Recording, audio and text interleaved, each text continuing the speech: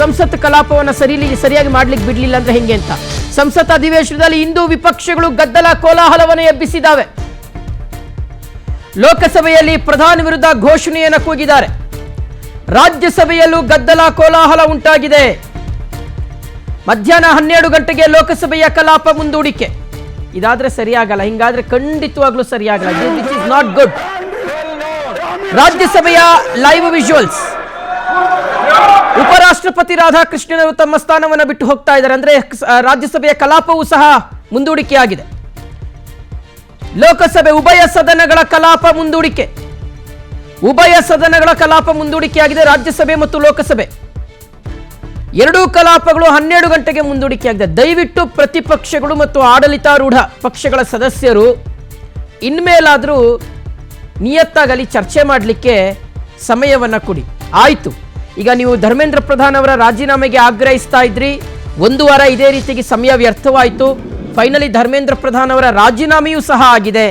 ಇನ್ನಾದರೂ ನೀವು ಇದೇ ರೀತಿಯಾಗಿ ಸುಮ್ಮನೆ ಕೂಗಾಡ್ಕೊಂಡು ಕಿರ್ಚಾಡ್ಕೊಂಡು ಗದ್ದಲ ಕೋಲಾಹಲವನ್ನು ಎಬ್ಬಿಸ್ಕೊಂಡಿದ್ರೆ ಸಾಕಷ್ಟು ಸಮಸ್ಯೆಗಳಿದೆ. ದೇಶದಲ್ಲಿ ಬರ ತಾಂಡವವಾಡ್ತಾ ಇದೆ. ಇದ್ರ ಬಗ್ಗೆ ಚರ್ಚೆ ಆಗಬೇಕಾಗಿದೆ. ನೀಟ್ ಎಕ್ಸಾಮ್ಗೆ ಸಂಬಂಧಪಟ್ಟಂತೆ ಚರ್ಚೆ ಮಾಡಿ.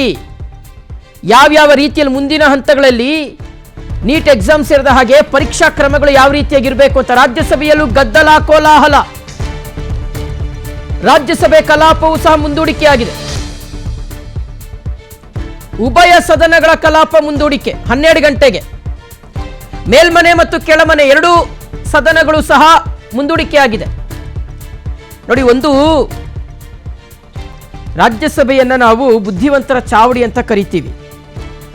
ಲೋಕಸಭೆಯಲ್ಲಿ ಯಾವ ವಿಷಯಗಳು ಚರ್ಚೆ ಆಗಲ್ವೋ ಆ ವಿಷಯಗಳು ರಾಜ್ಯಸಭೆಯಲ್ಲಿ ಚರ್ಚೆ ಆಗುತ್ತೆ. ಆ ಮೂಲಕ ಅದಕ್ಕೆ ಒಂದು ಅರ್ಥ ಬರುತ್ತೆ ಅಂತ ದೊಡ್ಡವರು ಮೇಲ್ಮನೆಯನ್ನು ರಚನೆ ಮಾಡಿದ್ದಾರೆ. ಸಂವಿಧಾನದಲ್ಲಿ ಬೈಲಾಟ್ರಲ್ ಸಿಸ್ಟಮ್ ಅದಕ್ಕೆ ಇರೋದು. ಆದರೆ ನೋಡಿ, ಎಂಥ ಒಂದು ವಿಪರ್ಯಾಸ. ರಾಜ್ಯಸಭೆಯಲ್ಲೂ ಇದೇ ರೀತಿಯಾಗಿ ಗದ್ದಲ ಕೋಲಾಹಲ. ನೆಟ್ಟಿಗೆ ಇವರಿಗೆ ಚರ್ಚೆ ಮಾಡೋಕ್ಕಾಗಲ್ಲ. ಯಾವುದೋ ಒಂದು ವಿಚಾರ ಇಟ್ಕೊಂಡು ಸುಮ್ಮನೆ ಗಲಾಟೆ ಮಾಡೋದು. ಆಯಿತು, ಕಳೆದ ವಾರ ಎಲ್ಲವೂ ಆಯಿತು. ಅದಕ್ಕೆ ಮಣಿದು ಕೇಂದ್ರ ಸರ್ಕಾರ ಒಂದು ಕ್ರಮವನ್ನು ತೆಗೆದುಕೊಂಡಿದೆ. ಧರ್ಮೇಂದ್ರ ಪ್ರಧಾನ್ ಅವರ ರಾಜೀನಾಮೆ ಆಗಿದೆ. ಎರಡನೇದು, ಈ NTA ಕಾರ್ಯದರ್ಶಿ ಅವರ ತಲೆದಂಡ ಆಗಿದೆ. ಮೂರನೇದು, ಫಾಸ್ಟ್ ಟ್ರ್ಯಾಕ್ ಕೋರ್ಟ್ಗಳನ್ನು ರಚನೆ ಮಾಡ್ತೀವಿ ಅಂತ ಪ್ರಧಾನಿ ನರೇಂದ್ರ ಮೋದಿ ಅವರು ಹೇಳಿದ್ದಾರೆ. ನಾಲ್ಕನೆಯದು, ಯಾರು ಈ ಪ್ರಶ್ನೆ ಪತ್ರಿಕೆಗಳನ್ನ ಲೀಕ್ ಮಾಡಿದ್ದಾರೆ ಅಂಥವ್ರನ್ನ ನಾವು ಬಿಡೋದಿಲ್ಲ, ನಿರ್ದಾಕ್ಷಿಣ್ಯವಾಗಿ ಕ್ರಮ ಕೈಗೊಳ್ತೀವಿ, ಕಠಿಣ ಶಿಕ್ಷೆಯನ್ನು ಕೊಡ್ತೀವಿ ಅಂತ ಹೇಳಿದ್ದಾರೆ. ಐದನೇದು, ಈ ವಾರದಲ್ಲಿ ಯಾವಾಗ ಬೇಕಾದರೂ ಈ ಪ್ರಶ್ನೆ ಎಕ್ಸಾಮ್ಗಳಿಗೆ ಸಂಬಂಧಪಟ್ಟಂತೆ ಕಟ್ಟುನಿಟ್ಟಾಗಿ ನಡೆಸೋದ್ರ ಬಗ್ಗೆ ಒಂದು ಮಸೂದೆಯನ್ನು ತರ್ತೀವಿ, ಅದಕ್ಕೆ ಒಂದು ಕಾನೂನಾತ್ಮಕ ರೂಪವನ್ನು ಕೊಡ್ತೀವಿ. ಆಲ್ರೆಡಿ ಇರ್ತಕ್ಕಂಥ ಮಸೂದೆಕ್ಕಿಂತ ಈ ಸಲ ತಿದ್ದುಪಡಿ ಮಸೂದೆ ಏನಿದೆ ಅದು ಮತ್ತಷ್ಟು ಸ್ಟ್ರಾಂಗ್ ಮಾಡ್ತೀವಿ ಅಂತ ಹೇಳಿದ್ದಾರೆ.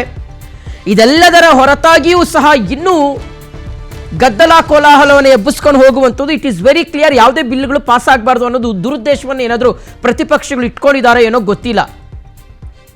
ಸಂಸತ್ನ ಹೊರಭಾಗದಲ್ಲಿ ಪ್ರತಿಭಟನೆಯನ್ನು ಮಾಡಿದ್ರಿ ನೀವು. ಈಗ ಅಲ್ಲಿ ಧರ್ಮೇಂದ್ರ ಪ್ರಧಾನ್ ಅವರ ವಿರುದ್ಧವಾಗಿ ಘೋಷಣೆನ ಕೂಗುವಂಥ ಪ್ರಮೇಯ ಈಗ ಯಾಕಿದೆ ಅನ್ನುವಂಥದ್ದು ಈಗಿರ್ತಕ್ಕಂಥ ದೊಡ್ಡ ಪ್ರಶ್ನೆ. ಕಳೆದ ವಾರ ಇಡೀ ವಾರ ಕೂಗಿದ್ರಿ, ಓಕೆ ಒಪ್ಕೊಳ್ಳೋಣ. ಈಗ ಅವರ ತಲೆದಂಡ ಆಗಿದೆ. ಈಗಲೂ ಸಹ ಧರ್ಮೇಂದ್ರ ಪ್ರಧಾನ್ ಅವರಿಗೆ ಈಗ ಅಲ್ಲಿ ಸಚಿವ ಸ್ಥಾನದಲ್ಲಿ ಇಲ್ಲ. ಅವ್ರು ಬರೀ ಸಂಸದರು ಅನ್ನುವ ಒಂದಿದಕ್ಕೆ ಮಾತ್ರ ಸೀಮಿತರಾಗಿದ್ದಾರೆ ಅಷ್ಟೇ. ಆದರೆ ಇಷ್ಟೆಲ್ಲ ಆಗಿ ಕೂಡ ಮತ್ತೆ ಸಮಸ್ಯೆಗಳಿಗೆ ತಾವು ಅವಕಾಶವನ್ನು ಮಾಡಿಕೊಡದೆ ಸಿಚುವೇಶನನ್ನು ಮತ್ತೆ ಎಳ್ಕೊಂಡು ಹೋಗುವಂಥದ್ದು ಇದೆಯಲ್ಲ. ಆಮೇಲೆ ಕೋಟಿ ರೂಪಾಯಿ ಖರ್ಚಾಗ್ತಾ ಇದೆ ಈ ಕಲಾಪಕ್ಕೆ ಕೋಟಿ ರೂಪಾಯಿ ಖರ್ಚಾಗ್ತಾ ಇದೆ. 2 ಲಕ್ಷ ರೂಪಾಯಿ ಒಂದು ನಿಮಿಷಕ್ಕೆ ಖರ್ಚು. 1 ನಿಮಿಷಕ್ಕೆ 2 ಲಕ್ಷ ರೂಪಾಯಿ ಖರ್ಚಾಗ್ತಾ ಇದೆ. ಜನರ ತೆರಿಗೆ ದುಡ್ಡು. ನೀವಲ್ಲಿ ಕೂಗಾಡೋದಿಕ್ಕಲ್ಲ ನಿಮಗೆ ಸಂಸತ್ ಅಧಿವೇಶನ ನಡೆಸೋದು.